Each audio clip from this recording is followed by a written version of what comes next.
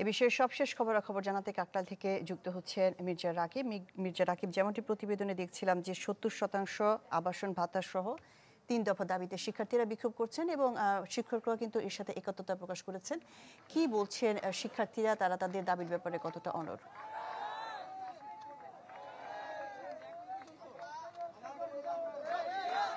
শাহনাজ, এই মুহূর্তে কিন্তু শিক্ষার্থীরা কাকরাইল মোড়ে রাত পেরিয়ে দিন হয়েছে, সেখানে কিন্তু তাদের যে ৩ দফা দাবি, সে দাবি আদায়ে কিন্তু আন্দোলন করছে। অর্থাৎ ৭০% আবাসন যে ভাতা হল না হওয়া পর্যন্ত সেই দাবি, এবং তাদের যে দ্বিতীয় নাম্বার যে দাবিটি ছিল যে বাজেটে যে কোনো প্রকার কাটছাট না হয়, অর্থাৎ ১৫৪ কোটি টাকা যে বাজেট ছিল সেটি থেকে যাতে কাটছাট না করা হয়, এবং তৃতীয় নাম্বার যে দাবি ছিল যে পরবর্তী একনেক সবাই যে খুব দ্রুততার সাথে এই প্রকল্পটি যাতে অনুমোদন দেয়, সেই ৩ দফা দাবিতে কিন্তু গতকাল থেকেই শিক্ষার্থীদের আজকের এই অবস্থান।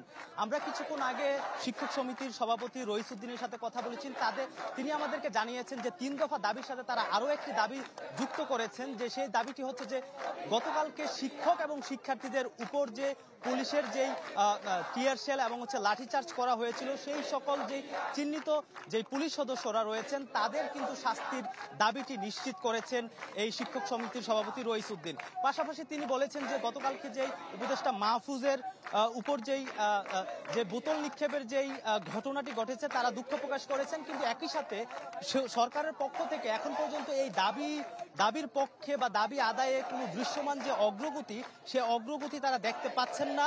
সেই কারণে তারা বলছেন যে যতক্ষণ পর্যন্ত না এই 3 দফা দাবি আদায় হয়, সে দাবি আদায়ে কিন্তু তাদের যে চলমান আন্দোলন, সেই আন্দোলনটি চালিয়ে যাবেন। আমরা শিক্ষার্থীদের সাথে কথা বলেছি, তারা আমাদেরকে জানাচ্ছিলেন যে যেহেতু তারা 2006 সালে বিশ্ববিদ্যালয়ে রূপান্তর হওয়ার পর পর্যন্ত এখন কোনো পর্যন্ত তাদের হল নেই, তারা বিভিন্ন কষ্ট করে থাকতেছেন, সেহেতু তাদের যে এই রাস্তায় 2 দিন পার হয়ে যাচ্ছে, এই রাস্তায় থাকতেও তাদের অসুবিধা হচ্ছে না।